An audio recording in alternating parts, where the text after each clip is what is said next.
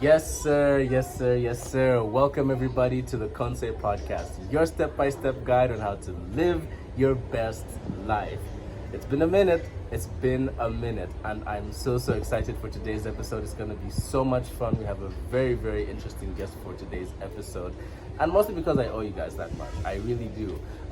Today's episode, we have someone who's very enthusiastic about the work that he does, especially in the podcasting space.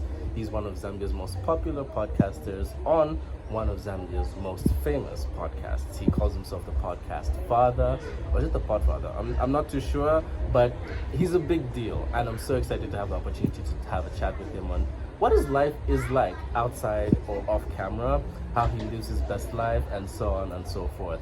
I'm so excited. So ladies and gentlemen, I'm so proud and humble to introduce to you Mr. K+. There's another one you need to.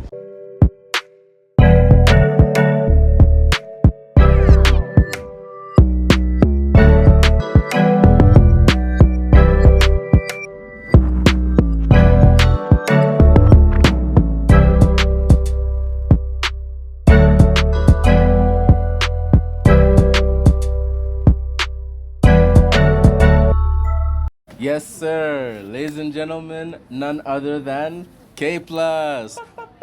I was actually about to do that. It feels good that I actually was happy when you introduced the actual machine now. I was like, yep. Yeah, the Roadcaster Pro 2, Yeah, man. But how you doing? I'm doing well. Sweet. Welcome back to the Konse Podcast. Thank you. Oh yeah, we did the other one. Yeah, we did the other one last season with Elson. From East Park Mall. Yes. Good to have you back. Nice How's being life back. been? How's 2023 been for you? The first quarter of 2023 has been a roller coaster. It's been a roller coaster, yeah? Yeah, because a lot of I'm in business and a lot of companies that I'm dealing with. Q1, quarter one of the year, it's always actually the the last busiest. quarter for them. So there's a lot of It's always busy. There's a lot of closing of budgets. Yeah. The year is ending for them, and I get you. You have to get registered as a vendor for the next year. So you have to be on your toes and It'd be like that. But I'm so glad we've got to catch up again. We've been trying to make this happen again like for a while. It's always a hustle, but like I'm so excited for today's episode because we're in our third season, and as you can see, we're on YouTube. Yay! Yeah, and I know you were excited for that when I told you about it the first time. So yeah, we're finally on YouTube, and it's been a roller coaster as well for us, and we are so excited to be doing this once again. Today specifically, the reason why we have you on the show is that we all know K+, the public figure, the podcaster, the radio host, and the DJ. But not a lot of people know about how K+'s life is off camera, how K+ lives his best life, outside that. How is K+ as an uncle? How is K+ as a dad? How is K+ as a husband, So I was thinking today we can, explore how you've been living your best life over the years, how your life has formed into the success I'd like to believe it is today. So with that said, let's start from the actual very beginning. And when I say beginning, I mean the beninging, the actual In the beginning. In the beninging. What was your childhood like? Who was K+ as a child? Funny you bring this conversation. That's the second time I'm having this conversation today. I was with a childhood friend earlier today, and he was like, "Dude, it doesn't make sense how you're doing all these, feats that require you to be in the public domain." Yeah. Because I was always a quiet guy. Okay. He actually tells a joke about how my absence and presence were the same thing. Yeah. Because even the day I wasn't present at school, nobody would notice that I wasn't in class that day. Really? Yeah. My presence and absence, same thing. Yeah? Yeah, so my childhood was pretty much quiet. Okay. Shy, laid back in my own space, on my own cocoon. Now that I think guy. about it, it actually is believable, because you strike me as that type of person who is introverted in certain spaces, but extroverted in the spaces where you're comfortable. Yeah. Which is something I can relate to, because I used to be. I'm like that now. I wasn't always. Back when I was a child, I was always extroverted, Yeah. But yeah, okay, that's interesting and quite the coincidence, eh? So, what how like when you're with family at family gatherings, and especially when you're a kid, your parents would always tell these funny stories when they're with your parents, and they're like, "Oh no, my kid, they once did this and did that." I've got a funny one which I'm going to share, but before I share mine, what was your funny story that your parents would share with the elders? Ish. Funny story, maybe slightly dangerous. I burned. I don't know why people love doing this in Kitwe in the 90s, making fences like a whole. Imagine a yard, 50 by 50 meter yard, and it's what is it? Grass? What do you call it? The Simba grass? No, like a grass fence. Oh God, what are those called? I'm not sure, but I know they're vines. Can we call it thatching or something? Yeah, well, thatching is the actual roof, but you can call it that. Let's call it that for argument's sake. So this yard by the corner in our street had this grass all around. It was quite a big yard. And one evening, like around this time, 5-6 p.m.-ish, some man across the road, lit a fire, and we'll go. We had little bows and arrow, and oh damn! Get a fire from there, shoot it in the sky, and cheer, get so excited and stuff. Yeah. Damn. So it just so happened that my arrow, I shot it in the right direction, and the wind blew it into this fence. Dang. Dude, huge ass fire all around the yard. They were surrounded by a big fire. So we all, like when the fire just started, we all started, scampering in different directions, and I ran. My brother and I ran straight home. One guy ran straight down the main road. It just so happens the owner of the house was coming down that same road, and he catches him. What are you guys running away from? And he sees a fire by his yard, and he's like, what's going on there? I went home, quickly opened my homework book, started doing homework like I was there the whole time, behaving like a good boy. Damn. Next thing, knock on my bedroom door, dad comes in. Come here. It's Akuno. Yeah. Go to the living room, and this whole family from that yard are in the living room, like their mom, dad, 7 kids, cousins, uncles, everyone is in the living room. And the guy who got caught in the street points at me. That's the guy. Snitch. You know what I mean? Hey, that's bad. That's one of the worst things I've ever done. Like, and I refused so much that it was me, but everybody knew it was me. And damn. pretty much I think that's the worst I've done as a kid, man. That is so interesting. So I went with a no. Yeah? To date, I've not that accepted is that was so me. interesting. Yeah. So I'm going to share mine with you very briefly. And I want to know what you would have done if you were the parent in that situation. Right. So we had traveled to South Africa in Pretoria. I was on holiday, we were on vacation. This one particular day, I'd gone out with my cousins, to watch a movie. And at the time, I think this was the only cinema in Pretoria at the time. This was 2006. So at some point, when the movie's done, I needed to go to the bathroom. Yeah. So my older cousin had escorted me. She was like, okay, fine, let me escort you to the bathroom. I get done with the bathroom. I go, and she's not there. So in hindsight, she probably went to the bathroom herself, but she was nowhere to be seen. So I started looking around. And that's how your boy got lost in a foreign country at 6 years old. Mind you, I'm an only child. Yeah. My mom is out shopping somewhere with her sister-in-law, and I'm roaming the streets of Pretoria the whole day. Wow. What's funny to me about that story, right, is that I remember being lost, but I don't remember being worried, right? And it was interesting to me. Wait, how old were you again? I was 6 at the time. Wow. Like, I think I was just a curious child like that. So long story short, I met up with my parents, my mom, because I was only with my mom. Wait, how did they find you? They didn't find me, I found them. How? You're 6? Yeah, so I'm walking around, and I think there was this gentleman who noticed that I was lost. So he took me to the police station. And this is the funniest part of the story. We're at the police station. These police people ask me, oh no, where are you from? Now, bear in mind, I'm 6 years old. I don't really know the street where we live in. So I end up giving them the address for a house in Mufulira. Mufulira? Yes. And I'm like, song. Dude.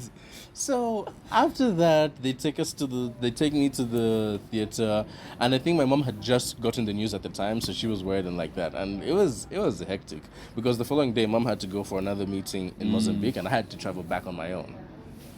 Fly back alone to Zambia. Yeah, it was quite the experience. Now, what would you have done if you were a parent in that situation? The panic first, man, because I'm already imagining my daughter is 6. Yeah. Yeah, I can't imagine my daughter lost, man. Like.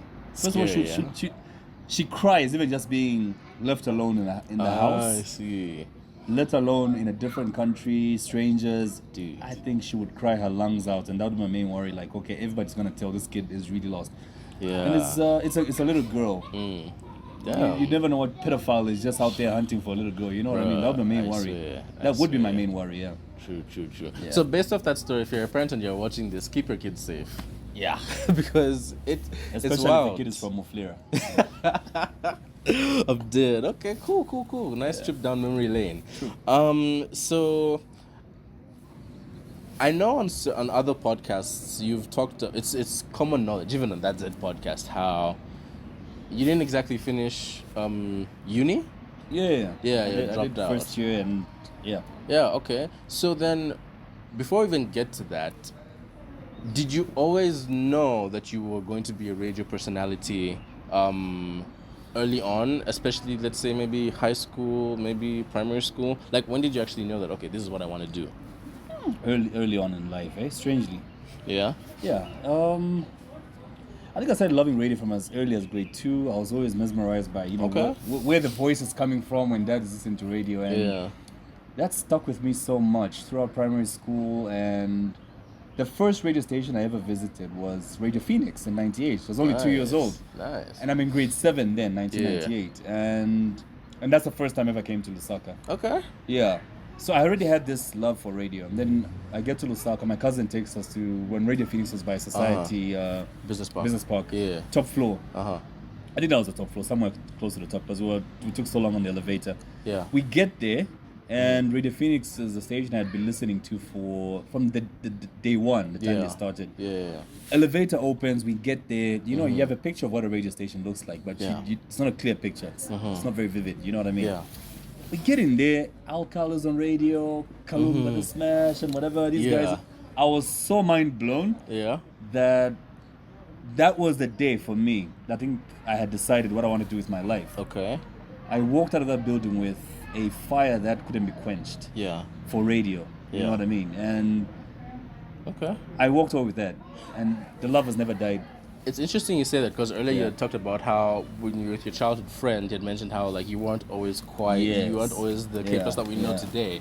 So would you say that it was at that point where we got to see early signs of the K-plus that we know now? Well, not necessarily. The love was sort of contained. That's like in grade 7. I think the only time I really got out of my shell was in grade 10. Okay. I went to a boarding school in Solwezi. Okay. And I met so many like-minded people who loved entertainment, loved entertaining, and loved radio, loved DJing. And I think it's just destiny. God put me in this dormitory that was just full of such people. Yeah. And it was just exciting being there. It was so exciting, like, okay, like-minded people. And we started doing gigs and...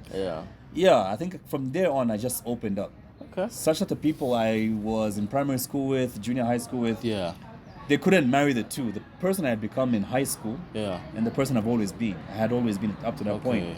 It was strange to them when they heard me on radio a few years after that. Like, doesn't make sense. Like, this is K-plus? Yeah, you know what I mean? I actually have people right now. You know Coin, the amazing magic producer? Oh, I do.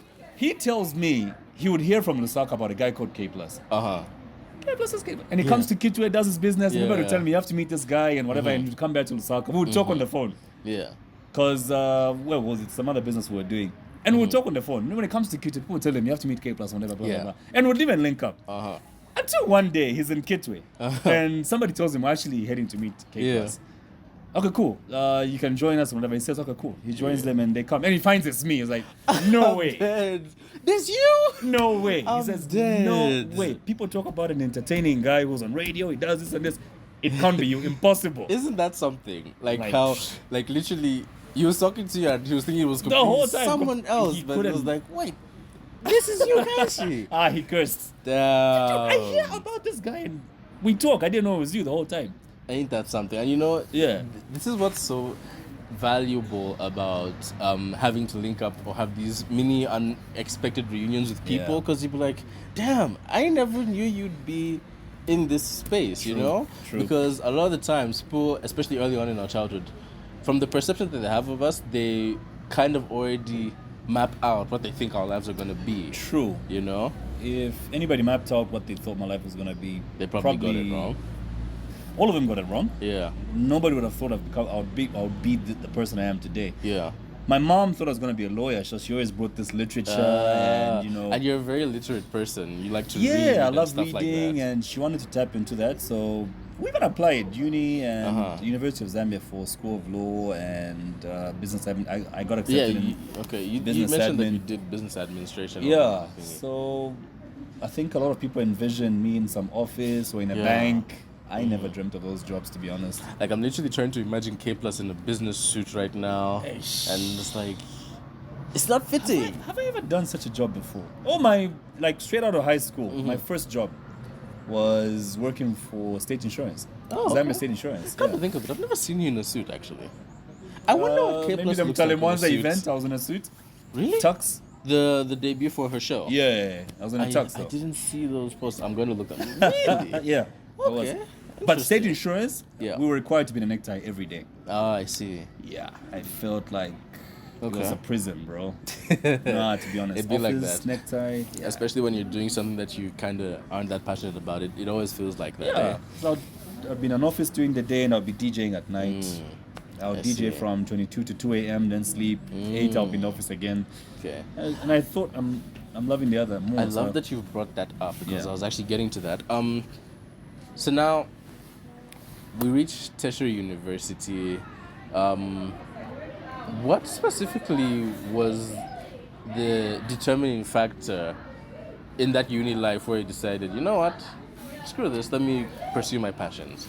Because that's a very bold move, which, if not done correctly, it can mess up a lot of people's lives. And so, especially now, we have a lot of situations where people, because of the courses that they may be doing, may not be courses that they want, or maybe a situation where they're, actually for a lot of people, their parents choose for them. Yeah. That's somehow what they feel is a way out for them. And I'm looking, I'm like, okay, but yeah, you can do that, but it's a huge gamble, you know? And luckily, you're one of the 10% that actually made that gamble and actually got to reap the reward. What was the determining factor for you at that point? And how difficult was that decision to make? Because I can imagine the ripple effect it has on the people around you. Yeah. There was there was a lot of shouting in the house. I can imagine. Yeah. Expected in an African family. Exactly. Indian as well. Oh. Asian as well. Yep. Yeah. So. I don't know if it's Asians. They probably have it worse than us. Yeah. True. I think for me the thing that really, for me it was an easy decision. Yeah. I get into university to study business, and I think the mistake I had made the years prior to getting into university was I had read too many books about people who had succeeded in life. I had read books by at that point Richard Branson. Yeah. Richard Branson dropped out in grade 8. One of Europe's the most richest popular people in Europe. Exactly. Richard Branson had dropped out in grade 8. Which other book had I read by then? Well, let's just say I had read a lot of such books. Yeah, people who had made it without actually going to tertiary university. You see what I mean? You And then know? I go to university, and they're not teaching me how to make money. Yeah. For me, I just wanted to be rich. Yeah. I need to be taught how to make money. Okay, cool. Go on the streets, do this and this and this. Yeah. I wanted a course that was very practical. Yeah. And then you get to business, and you look at the course, Income statement, financial gross profits. What? Sorry, you who graduated. What do you call the whole course? All the courses in a course. What do you call those? Programs? The curriculum? Yeah. Yeah, the business admin curriculum. Yeah. I look at it like, okay, this is actually preparing me for employment. You know? I think I'm wired to be a boss, bro. Exactly. I just couldn't. You couldn't do it. I couldn't do it. So, school opens in January. By June, I just stopped going to class. Ah. Okay. I started being found with guys on the streets, people who are doing business. That's where I wanted to be. You know what I mean? So during the day, I would be on the streets doing a few things. At night, I would be with Hussein, DJ Hussein. Yeah, we started DJing literally same day, same nightclub. Okay. Yeah, 2005. There was just right near here. Actually, which one caught on more? Which one caught on first, the DJing or the radio presenting? Which one caught on more? Which one caught on first? which one? Okay, let's do both. Which one caught on first, and which one put you on the map? Because the DJing started as early as grade 7 in the neighborhood. I was the neighborhood DJ, all the house parties, my mom's friends' kitchen parties. That was me. Okay. Yeah. Then after uni, I started doing clubs. I did clubs for like 2-3 years, and then the radio opportunity came in 2007. Yeah, YRFM in Kitwe. I auditioned. It's a funny audition, bro, but then story for another day. I auditioned, and then the radio I think gave me more popularity because it was the first commercial radio station ever on the Copper Belt, and I was doing Drive. So imagine what kind of a platform that gives you. So. Yeah, the popularity came from radio on the Copper Belt. That's dope. Yeah. So we've talked about the childhood life, the uni life, and the high school life. Let's talk about the hustler life now that K Plus had post dropping out. So you dropped out of school. You've taken the family spanking that comes with it. Yep. What was the first big gamble that you made after that? Because after that now, like, you don't have a job, you're not in school, your parents are probably gonna not like you for about a good month or two. So years. Just a years. Yeah. So it's the day you've dropped out. K Plus has dropped out of school. What's the first thing he did? This is when the DJing, I think I get into top gear with the DJing, and within 3 months of me DJing, I participated in this national DJs contest, and I came out second. Nice. I had just started. I just learned how to DJ, and within 3 months, I was second in the whole country. Oh. DJ Busy. You guys know Busy Wizzy? Busy Wizzy. I'm sure you've heard of him. I think I've heard of him. Yeah, he won that one. I came out second. I think for me that was like sort of like the confirmation I needed to see if to gauge if I was doing the right thing. Yeah, I think I'm onto something here. And after winning that was also the birth of my first business, which I still do to date. Plus One Media. Nice. Yeah, nice, just expanded in terms of what we've included in our portfolio now. Amazing. Yeah. You know, one thing that I respect about the business people who come from the hustling or street smart type of thingy is that they have a whole lot more to show through what they've built, as opposed to people who've done like the actual learning. Because a lot of times, a lot of people do make it, but then it's like, I think it's more visible with people who have come from that background, you know? Because from your background as a DJ and a radio host, you now have like 2 radio stations, I believe? Yes. One in the Copper Belt, one in Machinga province. No. Both are in Machinga, expanding to Kasama now. Sweet. Yeah. Nice. So there's one studio in Nakonde, another radio studio in Chinsali, so we're now getting into Kasama. I like the villages. I'm never opening a station in the cities. Nah, I get you. The village is a vibe. I always tell anytime someone asks me what my favorite place to go to, because I've been to so many places, I always tell them the village will always be my favorite place, because it's vibes. Which one? So, from my dad's side, we're from Luwingo. Oh yeah, I usually pass through Luwingo in the Kasama route, And then mom's side, Mansa. I pass through both a lot.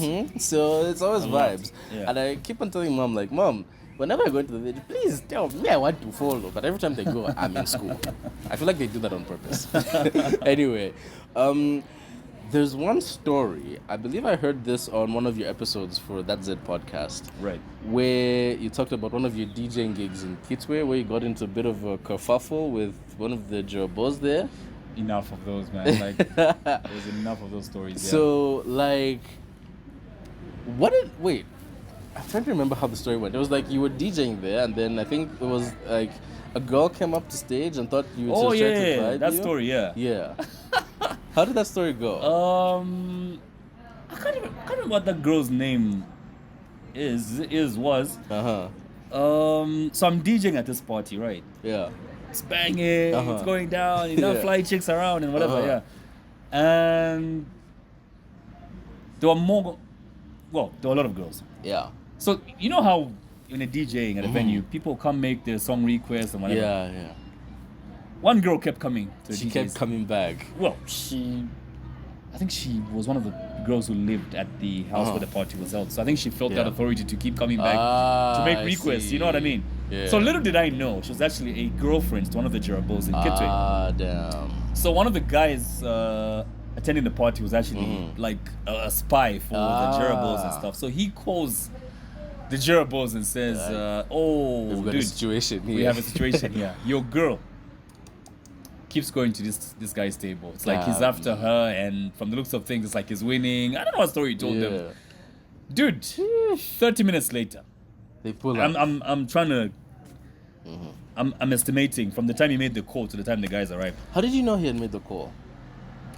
No, I later found out. Oh, you later from found a guy out. called Okay, Tony. okay, Yeah, cool. Dude, we just heard a loud bang at the gates. These guys hit the gate, Sure. like with the canter, Damn. Mitsubishi canter.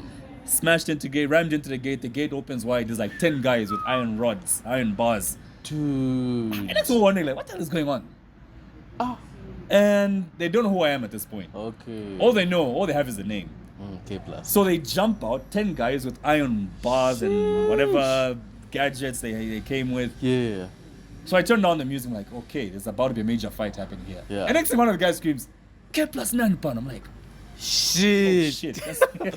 Damn. Who's K plus? I'm like, oh shit. Dude, have you ever seen a crowd of people? Everyone's looking at them. Then the moment they ask this, everyone looks at me. And dude, the whole crowd points at me like... You know, when you see that in the cartoons, where they just Dude. like, there he is. Him. Because everybody's scared of getting beaten up. But everybody still got beaten up, except me. Sheesh. Why? Because now everybody points at me. And the wall wasn't very high. I just held the wall, ran for my life. And I ran. No shame. And you left all the equipment. I left all the equipment, came back. I ran. I don't know if you know Kitwe very well. There's I'm familiar with it. Lubambe Center across the road from. Okay. Yeah. So I ran into Lubambe Center. There's like 100 flats in that. Oh, those premises. yeah. I know So they that lost place. me in there. Cool. So about 20 minutes later, a guy called Tony calls me and he says, dude, they've gone, but they've damaged your equipment this side. Shit. It's terrible. Went back, and everything was smashed to pieces. But at least we knew who did it. You know what I mean? So I knew how to launch in a complaint and stuff like that. Yeah, his older brother, who was like the don bigger of Kitwe. guy. So I called him the following day, said, let's link up. We linked up, and I explained to him what happened. And he says, dude, this is the business that you feed your family with. Yeah. This is very... uncool. It's very uncool, totally unacceptable. Yeah. So he called his goons. They came, made them kneel down, shouted at them, and he told them to pay for everything. And they gave me cash. Nice. They gave me cash. This is 2009. They gave me about, then, before rebasing, 15 to 20 million kwacha. And he told them never to touch me. Dude, from that day on, I became untouchable in Kitwe. Like, I would find confusion. Remember those days Jerabos would cause confusion everywhere? Dude, I remember. If I find any confusion, I could just literally walk in the middle of the confusion. Like, let him pass. Let him pass. Exactly what used to happen. God damn. I became so untouchable after that. Okay. Kitwe was an interesting place, bro. Oh, no, it really is. It really is. If you've never been, you need to go there. Yeah, you should. You should. So now, that whole hustler's life, right? Right. For someone who's thinking they want to make that gamble now, how much would you recommend that hustler's life? Don't do it. Yeah? Don't do it. Just don't do it. Don't do it. Okay. You know, when you've been through it, I've been in that hustler life for like what, 10, 13 years now. Yeah. Ish. You know, entrepreneurs, especially when they're on stage, they've made it in life. They'll make it seem so glamorous, like you just get into it and you know your trajectory starts going that way. Far from it, bro. Far from it. If I tell you that in 2018, I actually moved my family back to mom's house, wife, 2 kids. Yeah. And you know how mentally taxing that is to a young man as young well. woman. As woman as well, yeah. Living with your mother-in-law. Sure. I lived with my mom for a full year, bro. Damn. Yeah, because everything just went pear-shaped. Like, my whole life just went south, man. Couldn't afford a loaf of bread the whole year, 2018. Ish. It was terrible. So now, that same period, yeah? Which one kept you going more? The passion you have for what you do, or the fact that you, at this point, had a family to feed? It's now about putting my passion in top gear. Okay. How am I gonna make this work? Yeah. And there's things I believe in that a lot of people find weird. I'm sure if I brought it up right now, a lot of people think it's weird. Yeah. You know what I mean? Things that I started getting into, Yeah. a lot of meditation, a lot of speaking affirmations, a lot of belief in myself. Yeah. Because even getting the radio license, any person in media will tell you starting a radio station is not a cheap undertaking. You know what I mean? I actually feel like anything worth doing is never cheap. Or Exactly. Worth Now, give that project to someone who's so broke they've moved their family back to their mom's house. Can't pay rentals. You can't even buy a loaf of bread. Yeah. So look at the miracle that happens then from that state, living Yeah. out of your mom's dining room with your whole family, to the following year opening a radio station, Yeah. and it's now the biggest radio station in northern Zambia. And So it's situations like those Yeah. where no matter how many times you try to ask how, there just isn't like a proper way there's to no explain logical it, explanation, you know? yeah. Because even if you tell them, oh no, this and this happened and this is Yeah. how I do it, this is like, I still don't know how this opportunity presented itself to do this and this and You this, see what I know? mean? It doesn't make much logical It's- sense. You're it's broke. very taxing and like, Dude, I started, you know, where you just have so much faith, and I think God also looks at your level of faith and the project Yeah. you're embarking on. You look at your problem and think, okay, it's a big issue I'm facing here, But but we'll my get God through is it, bigger. you know? You know what I mean? yeah. And you look at the budget opening a radio station. Then the budget was like 350 going to 400,000 kwacha. Yeah. You don't even have 8 kwacha in your account. It's And crazy. then just by faith, and they give you deadlines when you apply for the license. Oh yeah. Open in 90 days, or we take the license away. And they're like, but I only have 2 kwacha in my account. Exactly. Yes, But man. in that 90 days, dude, with 30 days left, you get a random call. Just from nowhere. I got a random call before it became ABSA. It was what? Barclays Bank. Yeah. I had done work for Barclays Bank like 8 or 9 years, like in 2010. Okay.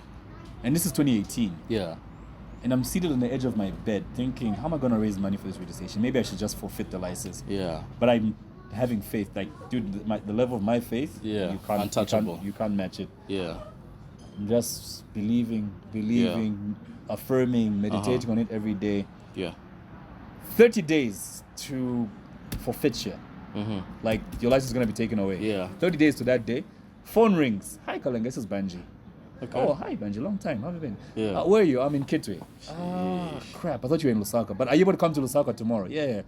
What is it about? No, come to Lusaka. We'll discuss something. Okay. Dude, I don't have money to get on the bus. And I'm accepting a meeting in Lusaka at 11 the following morning. Dude, And I start making calls at night. can you lend me money for transport? Those were the calls I was making until I remember, crap, I know the owner of Power 2's bus services. Yeah. Called the guy at 22. He's even in bed. You can tell the guy's just waking up. Like if you're woken him up. I says, dude, look, you're my nigga. I know you're going through issues or whatever. I explained to him what issues I was going through. He says, whenever you need to get on that bus, just go there. I'll tell the managers to be expecting you. Nice. Wow.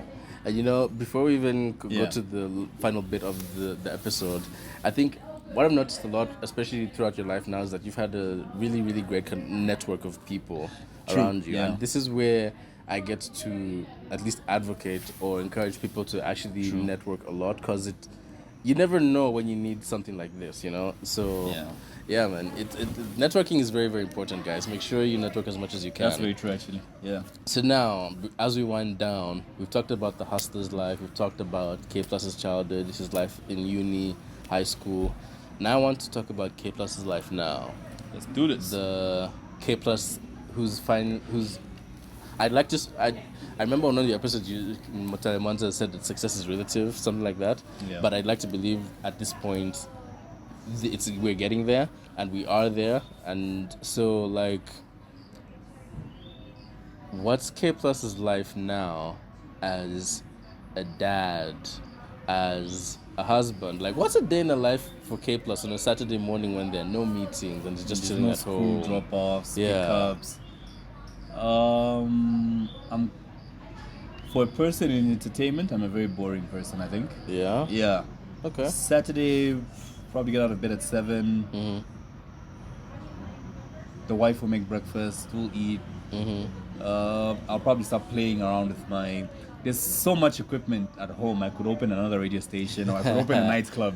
Yeah. So I'll probably start playing around with either the podcast equipment, or I'll start mixing music, or I'll start DJing. I see. And I've noticed my kids also, developing that interest in what I do. So every time I take stuff out, they come to see. I see. So we've got a podcast that we've now put out. It's called Podcast at Home with my girls. Cool. Yeah, so I'll be in their bedroom and we're recording a podcast and just having fun. Dope. I'll ask them serious economic questions and they're 6-year-olds and just oh, Lord, just have fun with it. You know what I mean? I can't wait to see that. That would be interesting to watch, man. Yeah, that would be very interesting to watch.